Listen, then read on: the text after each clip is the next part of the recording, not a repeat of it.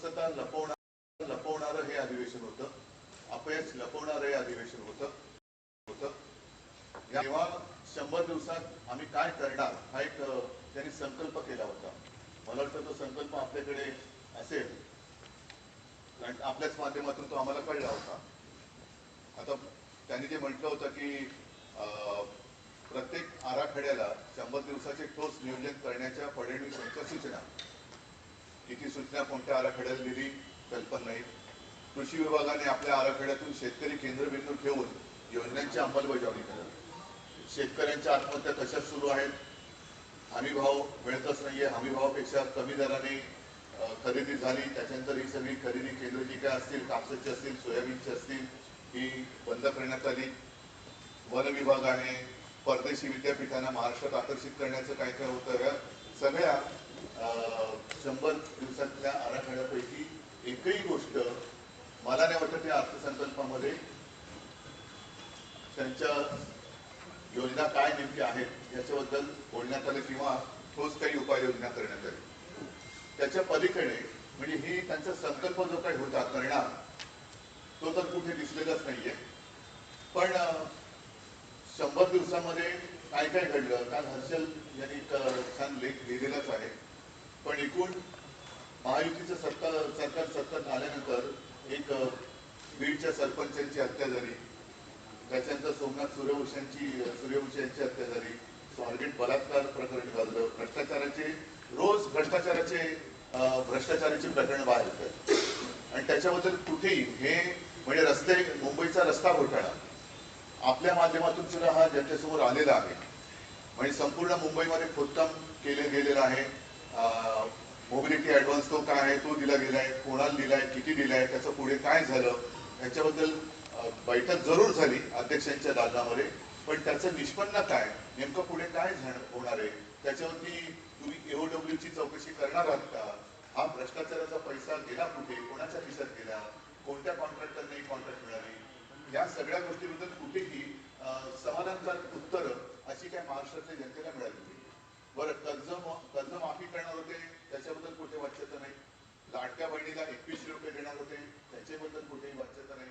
कधी देणार, काय देणार याच्याबद्दल कुठे काही नाही. उलट लाडक्या बहिणींमध्ये सुद्धा आता वर्गवारी केली जाते, त्यांची कागदपत्र तपासली जाणार. म्हणजे तुम्ही मतं घेताना सरळ जे काही करायचं ते केलं आणि आता माझ्या बहिणींना तुम्ही या तपासणी करणार, तुमची कागदपत्र तपासा, पण त्याच्यापेक्षा नको ती योजना असं म्हणण्याची वेळ या बहिणींवरती येते की त्यांच्या आत्महत्या या सुरूच आहेत. नागपूरमध्ये दंगल झाली, मी या विषयात बोललो होतोच की बऱ्याच वर्षांनंतर शांत असलेल्या नागपूरमध्ये जातीय दंगल झाली. खरं म्हणजे आम्हाला आता असा संशय येतोय की एकूणच मुख्यमंत्री सगळ्यांना सावरण्याचा प्रयत्न करतात केविलवाना, तारेवरची कसरत त्यांना करायला लागते. पण त्यांच्या मनामध्ये अजूनही मुख्यमंत्री पदाचे जे काही कोंब फुटलेले आहेत नको तिथे त्या खुर्चीसाठी, ते कोंब अजून काही जात नाहीये आणि ते त्यांना छळतात की काय, हा एक सगळा मोठा प्रश्न कदाचित मुख्यमंत्र्यांनी पडला असेल की अरे यांना सगळं घेऊन सुद्धा हे असे का वागतात. आता काल जयंत पाटलांनी एक चांगलं सांगितलं की या अधिवेशनाचा फलित काय, अधिवेशनाने महाराष्ट्राला काय दिलं यापेक्षा अधिवेशन काळाने संपूर्ण देशाला उत्तम गाणं दिलं.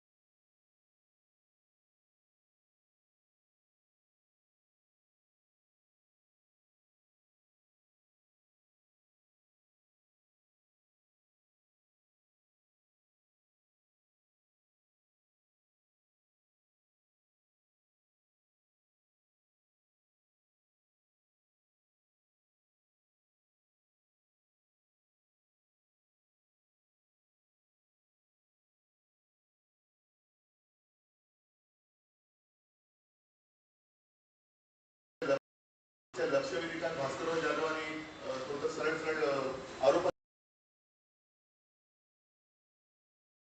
केलेला लक्षवेधीबाबत. आणि असं हे अधिवेशन म्हणजे राज्यपालांकडे विरोधी पक्षांना दाद मागायला जावं लागतं. नंतर मी विधान परिषदेचा सदस्य आहे, अनिल परब आहेत, मिलिंद आहे. मला नाही वाटत, कारण माझ्यापेक्षा अनिल परब जास्त सिनियर आहे. गेल्या अनेक वर्षात सभापतींवरती पहिल्याच अधिवेशनात अविश्वासाचा ठराव आणावा लागला असं अधिवेशन यापूर्वी नजीकच्या काळात झालं असेल असं मला वाटत नाही. तर असे हे अनेक विषय आहेत, बोलायला गेलं तर खूप आहे. ज्या गोष्टी जर का अधिवेशन काळात बोलून दिल्या असत्या आणि त्याच्यावरती उत्तर जर का नीटनेटकेपणाने दिली गेली असती तर आता तुमच्या माध्यमातून जनतेसमोर बोलण्याची मला वेळ आली नसती. बरं, हे झालं महाराष्ट्राच्या अर्थसंकल्पीय अधिवेशन. म्हणजे एका बाजूला जे काय ते आपली मराठी म्हणे ना, खिशात नाही आणा आणि मला बाजीराव म्हणा, तशी या सरकारची गत झालेली आहे. वारेमाप घोषणा केल्या गेल्या पण पूर्तता काही नाहीये. म्हणजे काही थापा मारा, जनतेला काही कसे फसवा, जनता आपली भोळी भाबडी आहे, आपल्याला मत देईल, आपल्याला सत्ता देईल आणि सत्तेवरती आल्यानंतर बघू, मग दडपशाही करायची, मग वेगवेगळे कायदे आणायचे. सरकारबद्दल कोणी काही बोललं तर त्याला चिरडून टाकायचं. ही दडपशाही जी ब्रिटिशांना सुद्धा जमली नाही ती यांना काय जमणार, यांना जमू शकत नाहीये. आता आणखी एक गोष्ट मला बरं वाटलं जरा, की ज्या वेळेला शिवसेनेला, म्हणजे शिवसेना एकच आहे, एसएनसी ही शिवसेना मी मानतच नाहीये. एसएनसी हा एक गट आहे, त्याच्यामुळे त्या एसएनसी गटाबद्दल किंवा गद्दार सेनेबद्दल मी काही बोलत नाही. शिवसेनेला जेव्हा मुस्लिम समाजाने मोठ्या प्रमाणात मतदान केलं आणि मुस्लिम समाज हा शिवसेनेवरती विश्वास ठेवून आमच्यासोबत आल्यानंतर यांचे डोळे पांढरे झाले होते आणि त्यांनी लगेच एक आवई उठवली की उद्धव ठाकरेंनी हिंदुत्व सोडलं. मुस्लिम लोकांनी शिवसेनेला मत दिलं, उद्धव ठाकरेंनी मत दिलं, तर हा सत्ता जिहाद आहे. आता मला एका गोष्टीचं समाधान आहे की इथे जे बोंबलत फिरत होते, जे बुरसटलेले हिंदुत्ववादी आहेत, ज्यांना मी बोगस हिंदुत्ववादी म्हणतोय, त्यांना बरोबर पाचर बसलेली आहे. कारण आता ईदच्या निमित्ताने सौगाते मोदी हा कार्यक्रम भारतीय जनता पक्षाने हाती घेतलेला आहे. 32 का 35 का 36 लाख मुस्लिम कुटुंबियांच्या घरी जवळपास 32,000 कार्यकर्ते हे भारतीय जनता पक्षाचे घरोघरी जाऊन त्यांना सौगाते मोदी हे देणार आहे. हे काही सौगाते मोदी नाहीये, हे सौगाते सत्ता आहे. म्हणजे यांना सत्तेसाठी हे कोणत्याही थराला जाऊ शकतात. त्याचं एक निर्लज्ज उदाहरण आहे. महाराष्ट्राच्या निवडणुकीमध्ये बटेंगे तो कटेंगे हा नारा देणारे आता सौगात म्हणजे भेट द्यायला चाललेले आहे. वर्षभर किंवा आयुष्यभर होळीच्या निमित्ताने मुस्लिम समाजाच्या नावाने शिमगा करायचा आणि निवडणूक आल्यानंतर त्यांना पुरणपोळी द्यायची, असा हा प्रकार आहे. पण याच्यात एक गोष्ट चांगली आहे की आमच्याकडचे जे काय उडाण टप्पू आहेत, ज्याचा उल्लेख अनिल परब यांनी आपल्या विधान परिषदच्या भाषणामध्ये केलाय, ते सुद्धा आता टोपी घालून कशी ती सौगत घेऊन जात आहेत हे मला बघायचंय. एकूणच मी जे 1-2 वेळा बोललेलो आहे की तुम्ही आमच्यावरती हिंदुत्व सोडल्याचा जो आरोप करता, तर तो आरोप करण्यापूर्वी तुम्ही तुमच्या झेंड्यावरचा हिरवा रंग काढा. आता त्यांचं हे ढोंग उघडं पडलेलं आहे आणि हिरवा रंग तर ते काढतच नाहीये. मला फक्त चिंता अशी आहे की मोदीजी जे लोकसभेच्या निवडणुकीत बोलले होते, मंगळसूत्र चोरलं जाणार, मंगळसूत्र यांना देणार, आता हिंदूंच्या मंगळसूत्राचे रक्षण कोण करणार? कोणी आहे का हिंदुत्ववादी पक्ष? कोणाचं संरक्षण तुम्ही कोणापासून करणार? आणि हीच भूमिका तुमची कायम राहणार आहे का निवडणुकीपुरती राहणार आहे? जसं महाराष्ट्राच्या जनतेला निवडणुकीच्या पूर्वी विविध आश्वासने दिली, मग ती लाडकी बहीण असेल, शेतकऱ्यांचं वीज बिल माफ असेल, आणखी बऱ्याच शेतकऱ्यांना कर्जमुक्त करू म्हणाले होते, ते थापा मारल्यानंतर त्यांनी सत्ता मिळवली आणि सत्ता मिळवल्यानंतर आम्ही त्या गावचेच नाही. म्हणजे आता मला असं वाटतं की अजित पवारांचं एक भाषण मी ऐकल्यासारखं वाटते की माझ्या कोणत्या भाषणात मी शेतकऱ्यांच्या कर्जमाफीबद्दल बोललो होतो, अशा पद्धतीची वक्तव्य आहेत. तर तसं ही सौगातची काय आहे, सौगात सत्ता ही बिहार आणि या निवडणुकीपुरतीच राहणार आहे तर नंतर सुद्धा राहणार आहे, हे सुद्धा भाजपने एकदा जाहीर करावं आणि मग आता त्यांनी हिंदुत्व सोडलेलं आहे हे अधिकृतपणाने जाहीर करावं. नाही, त्याच्याबद्दल माझ्याकडे काही माहिती नाहीये. नाही ऐका, विषय कसाही असला तरी ज्या विषयाशी माझा संबंध नाही आणि ज्याच्या माझ्याकडे काही माहिती नाही त्या विषयात मी बोलत नाही. तुम्ही सौगाते मोदीवरती बोला, सौगाते सत्तेवरती बोला. सौगाते मोदी के तहत 32 लाख परिवार तक, अल्पसंख्यक परिवार तक भारतीय जनता पार्टी पहुंचने की शुरुआत उन्होंने कर दी है, क्या कहना है? अभी जैसे मैंने कहा कि अभी भाजपा ने एक बार ऐलान करना चाहिए कि उन्होंने हिंदुत्व को आखिर छोड़ ही दिया. फिर इतने सालों तक जो हिंदू मुस्लिम उन्होंने लड़ाई और कुछ लोगों की तो जान भी गई, बुलडोजर चलाए गए, तो उनके घर पर ये सौगात लेके कौन जाने वाला है ये भी उन्होंने वो भी जाहिर करना चाहिए.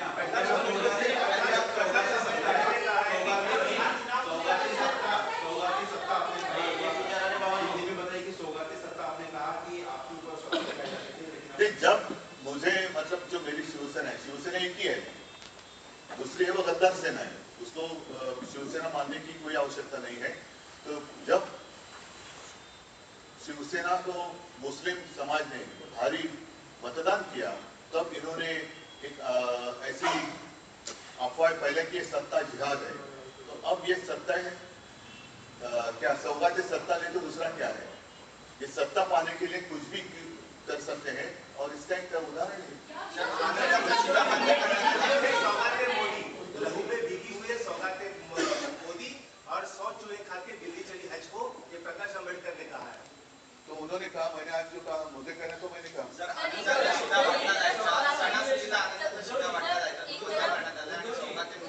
नाही, माझं मत आता असं आहे की आता हनुमान जयंती येते, मग रामनवमी येईल, मग त्यावेळेला भाजपचा बहुसंख्याक सेल असा काही आहे का? जसा अल्पसंख्याक सेल आहे तसा बहुसंख्याक सेल जर असेल तर त्या सेलमध्ये म्हणजे बॅटरीमध्ये काही पॉवर राहिली असेल तर ते काही वाटणार आहेत का? कारण ही भाजपाकडनं भेट जाते, भाजपाकडे जो पैसा आहे त्या पैशातली ही भेट जाते आहे. आणि मग तसं त्यांनी सांगितलं की बैसाखीला हे वाटणार आहे, चांगली गोष्ट आहे. ईस्टरला वाटणार आहे, खूप चांगली गोष्ट आहे. हे सौगाते मोदी म्हणजे ईदच्या निमित्ताने भेट देतात ही सुद्धा चांगली गोष्ट आहे. पण हिंदूंना नुसती घंटा वाजवायला द्यायची, त्यांना दंगलीसाठी वापरायचं आणि मग जे दंगल ज्यांच्याकडनं करायला लावायची ते तर त्यांची जीव जातात, घरं जाळली जातात, त्यांच्यावरती कारवाई केली जाते, त्यांच्यावरती पोलीस केसेस होतात आणि मग हे मात्र सत्तेसाठी सगळ्यांच्या गळाभेटी घेत फिरणार. आता असं मी ऐकलं की आता नुकतंच जी काही दिल्लीची निवडणूक झाली त्याच्यानंतर दिल्लीमध्ये बऱ्याच वर्षानंतर भाजपची सत्ता आली, तिथल्या मुख्यमंत्र्यांनी सुद्धा इफ्तार पार्टी वगैरे केली असं मी ऐकलं. खरं खोटं मी काय बघितलं नाही. अधिवेशनामध्ये महाविकास आघाडीने विरोधी पक्ष नेते पदासाठी प्रस्ताव दिला होता. काल अखेरच्या दिवशी भूमिका जाहीर अशी करण्यात आली की मुख्यमंत्र्यांचं असं म्हणणं आहे की उपाध्यक्षांच्या बाजूची खुर्ची काही काळ मोकळी घ्यावी लागेल आणि विधानसभा अध्यक्ष जो निर्णय देतील तो आम्हाला मान्य असेल. विधानसभा अध्यक्ष असं म्हणताय की या प्रकरणामध्ये ही घाई करणार. म्हणजेच काय की यालाच सत्तेचा माज म्हणतात. राज्यपाल महोदयांना विरोधी पक्ष जाऊन का भेटला की जेव्हा महामहिम राज्यपाल भाषण करतात तेव्हा त्यांच्या भाषणामध्ये माझं सरकार हा एक उल्लेख असतो. आता तुमचं सरकार हे जनतेचा आवाज कसा दाबता आहे हे त्यावेळेला विरोधी पक्षाचे आमचे सदस्य जाऊन त्यांना सांगून आले. आता राज्यपाल महोदय काय भूमिका घेत आहेत, कारण यांची भूमिका तर आम्ही बघितली. राज्यपाल पूर्वीचे असते तर काय प्रश्नच नव्हता, काय आम्ही अपेक्षा कोणाकडनं करायची. पण नवीन राज्यपाल आले आणि त्यांनी सुद्धा एक चांगला प्रतिसाद दिला. निदान एक चांगला सुसंस्कृत माणूस आहे, त्यांच्याकडनं आम्हाला अपेक्षा आहे राज्यपाल महोदयांनी याच्यात आता हस्तक्षेप केला पाहिजे की जसं एखादी जागा लोकप्रतिनिधी शिवाय 6 महिन्यापेक्षा जास्त रिक्त राहू शकत नाही, तिकडे निवडणूक घ्यावी लागते, तसं विरोधी पक्ष नेता हे सुद्धा पद किती काळ तुम्ही रिकामं ठेवू शकता, हा एक विषय आहे ना. आणि असं कुठेही कालच संविधानावरती चर्चा झाली तर विरोधी पक्ष नेता हे संविधान आहेत ना, संविधानात्मक पद आहे ना का नाहीये. तर त्याच्यामध्ये असं कुठेही लिहिलेलं नाहीये की त्याच्यात काय अटी तटी शर्ती किंवा कायदा नियम असं काही नाहीये. विरोधी पक्ष नेता हा असायला पाहिजे आणि या पूर्वीचे दाखले सुद्धा आहेत. नाही, पण उद्धवजी महायुतीचे सर्व आमदार असं म्हणणं आहे की पुरेसं संख्याबळ विरोधी पक्षामध्ये आमदारांचं नाहीये. लोकसभेमध्ये असं कुठे म्हटलेलं नाहीये. ही 10 वर्ष एक पद रिक्त होतं कारण आवश्यक संख्या- लोकसभेत कदाचित असू शकेल पण विधानसभेमध्ये असं कोणताही कायदा कानून नाही.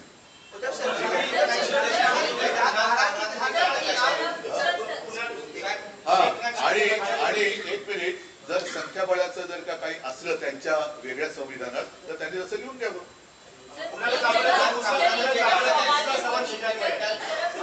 चौघा ते सत्ता. और दूसरी तरफ कह रहे हैं कि मुसलमानों को सड़क पर नमाज नहीं पढ़ना है यूपी में, वही चीज महाराष्ट्र में भी लागू करें. तो दो तरह की स्थिति है, क्या कहेंगे इस पर आप? इसलिए तो मैंने कहा ना, एक तो उन्होंने जाहिर करना चाहिए कि उन्होंने आखिर हिंदुत्व छोड़ ही दिया और नहीं तो ये सब नौटंकी है.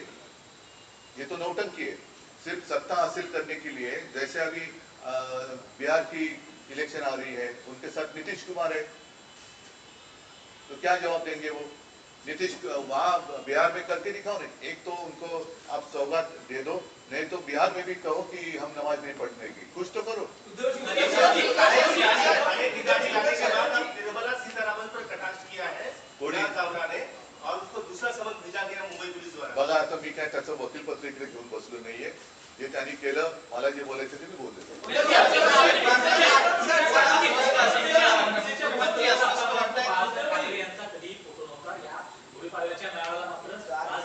सर्वांना बाळासाहेबांच्या नेतृत्वाखेरीज दुसरा पर्याय नाही हेच त्यातून दिसतंय. आणि जर आता महाराष्ट्र जिंकायचं असेल तसं जसं गेल्या वेळेला ह्या गद्दारांनी सुद्धा बाळासाहेबांचा फोटो वापरला, तसं सगळ्यांनाच बाळासाहेबांचा फोटो वापरण्याखेरीज काय पर्यायच राहिलेला नाही. पुढच्या काळात राज्य सरकार कुणाल कामरांच्या त्या एकूण विडंबन गीतामुळे जो काही वाद निर्माण झाला, कदाचित महाराष्ट्रात असे कार्यक्रम सादर करण्यास त्यांना बचाव केला जाऊ शकतो अशा काळात. आणि तसंच जेव्हा ते मुंबईत येतील त्यांना चौकशीला सामोरं जाऊन होऊ शकतं, शिवसेनेच्या कार्यकर्त्यांना त्यांना तोड द्यावं लागू शकतं. तर अशा वेळेस शिवसेना युबीटी कुणाल कामरांच्या शिवसेना युबीटी नाही, शिवसेना एकच आहे. दुसरी ती गद्दार सेना आहे. मी उघड म्हणतोय ती गद्दारांची सेना आहे. तिला आणि तिकडे जी काही तोडफोड झाली त्याच्यात शिवसेनेशी काडीचाही संबंध नाही. ती गद्दार एसनशी सेना आहे. या एसनशी सेनेने ह्या सगळ्या गोष्टी बरं. मुख्यमंत्र्यांनी बचाव कोणाचा केला? ज्याचं नाव नाही घेतलं त्याचं, पण ज्यांचं नाव घेतलं त्याच्याबद्दल कोणीच काही म्हटलेलं नाहीये. तर त्याच्यामुळे एसनशी जे काय आहे, एसनशी त्यांनी काय करायचं ते करू दे, ती गद्दार सेना आहे. पण एसनशीची बदनामी झाली असं जर तुम्हाला वाटत असेल तर याचा अर्थ एसनशी गद्दार आहे.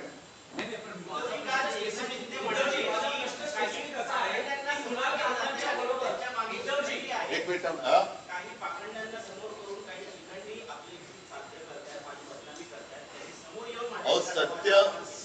सत्य हे सत्यच असतं. इतके वर्ष अख्खी गावागावात 50 होते एकदम होते. गावकरी त्यांच्या बैल पोळ्याच्या निमित्ताने बैलावरती पण लिहिलेलं होतं त्यांनी.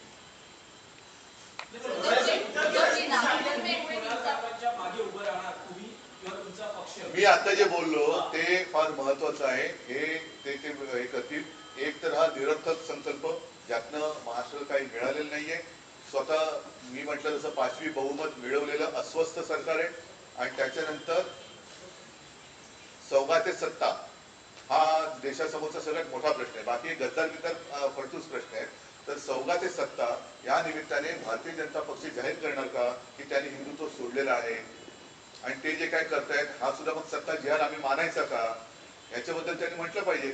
आणि मग तसं जर ते म्हणणार नसतील तर तुम्ही कोणत्या तोंडाने आमच्यावरती हिंदुत्व सोडल्याचे आरोप करताय? आम्ही तर आमच्या कामाने आणि आमच्या कर्तृत्वाने जर का समाजाची मतं, मुस्लिम समाजाची मतं आम्ही मिळवत असू, इतर समाजाची मतं मिळवत असू तर तुमच्या पोटात दुखायचं कारण काय? आजपर्यंत तुम्ही धार्मिक विष पेरत आलात. आता ज्या धर्मामध्ये तुम्ही विष पेरलं त्या धर्मामध्येच तुम्ही घरोघरी जाऊन अन्न पदार्थ देताय. तर काय तुमचं नेमकं काय? तुम्हाला त्यांना विष द्यायचंय का अन्न द्यायचंय हे तर एकदा सांगा.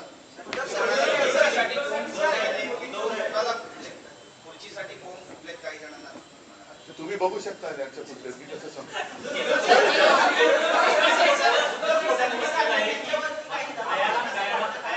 संस्कृतीमध्ये महाराष्ट्र हा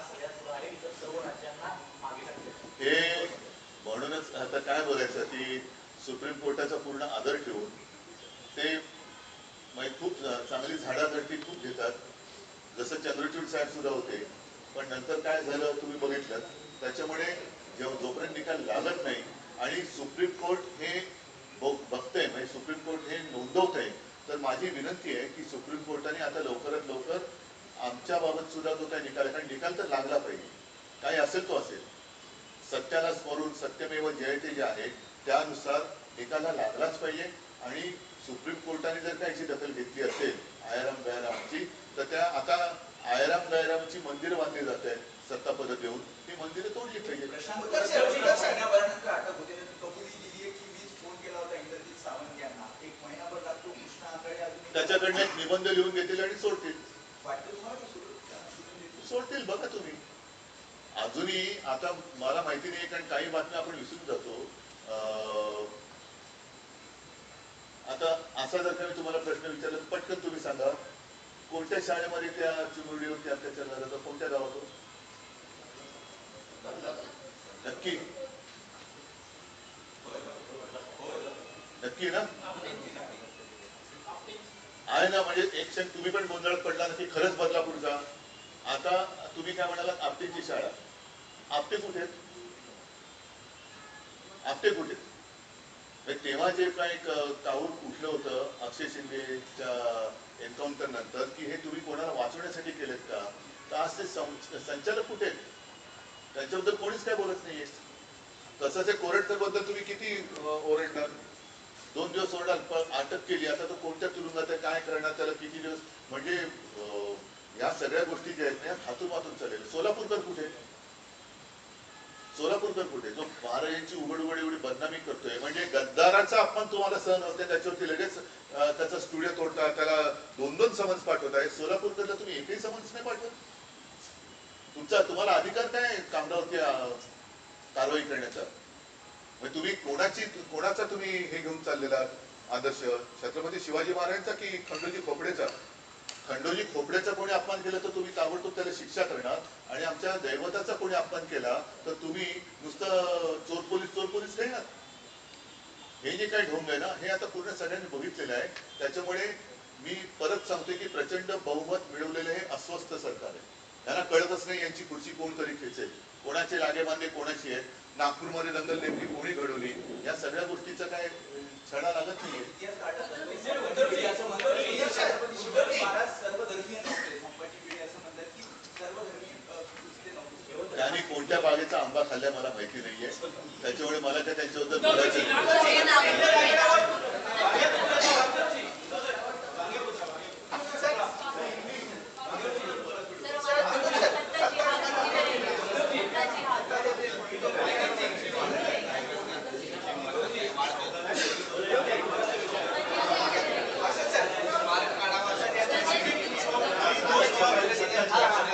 आणि सत्ताजी यात बोलणार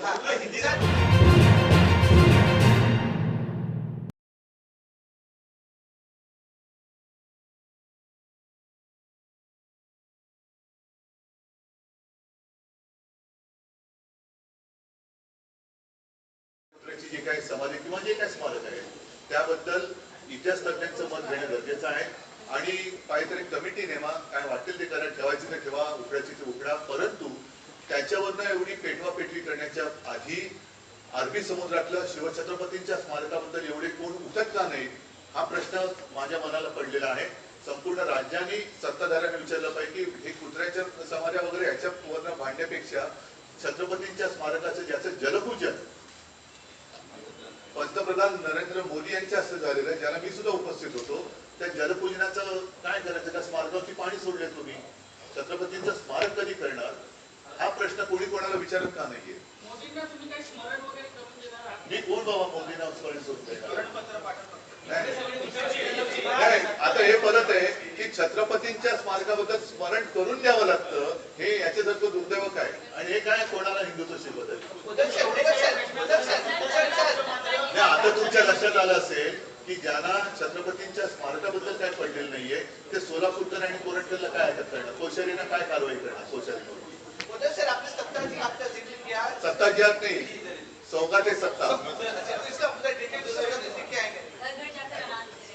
घर घर में आज तक वो जहर दे रहे थे,